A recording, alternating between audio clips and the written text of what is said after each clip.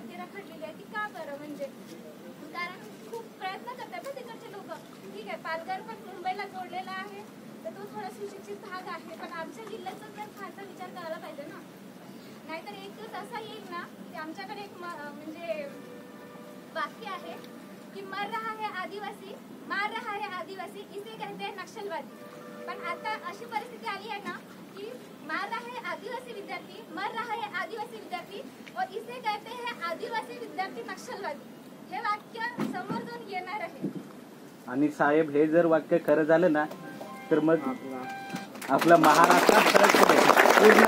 कारण सुशिक्षित विद्यार्थी जेव्हा वाईट मार्गाने जातो तेव्हा त्याचे परिणाम काय असतात हे सरकारला खूप चांगलं माहित आहे. आता मी तर म्हणतो ते ताईने सांगितलं झोपले ना तर तुम्ही आता पाणी पिऊन उठू नका.